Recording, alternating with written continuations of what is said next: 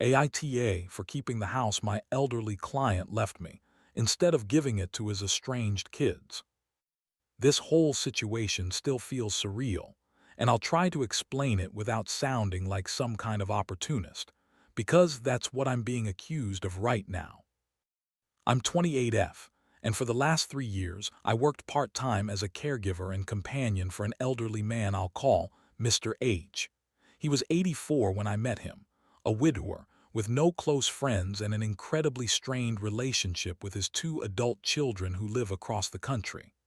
I was hired through a local agency, but after a few months, Mr. H requested I stay on with him privately. He said I reminded him of his daughter when she was younger, back when they still spoke. My job included the usual: groceries, scheduling appointments, cooking, cleaning, but a lot of what I did was just sit with him and talk. He was lonely, really lonely. His kids rarely called, maybe once every few months, and I only saw them in person twice, both times for less than an hour, one of those being right after a health scare where they mostly asked about his will.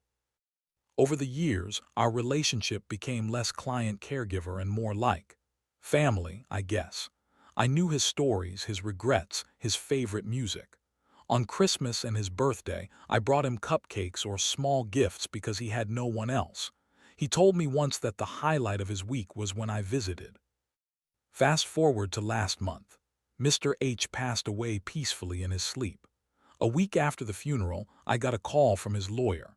To my complete shock, he had updated his will 6 months ago and named me the sole beneficiary of his house, a modest place, but still worth about $200K in our area.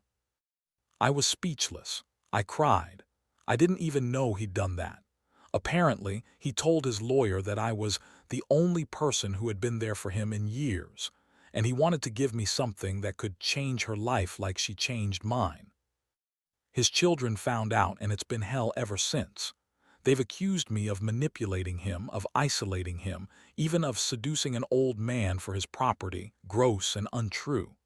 They've threatened to contest the will, and they've made dramatic social media posts implying I took advantage of a vulnerable elder. But the truth is, they barely called. They didn't visit. They didn't help.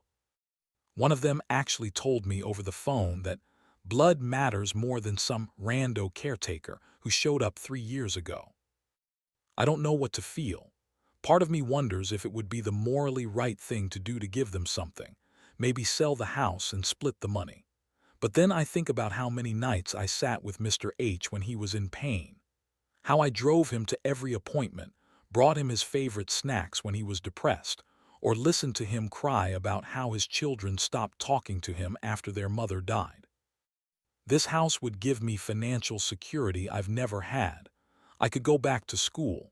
I could finally move out of my 1-bedroom apartment with 2 roommates. I never expected this, I never asked for it, and I certainly never manipulated him. I just cared. So, Aita for keeping the house and not offering it to his kids, even though they're furious.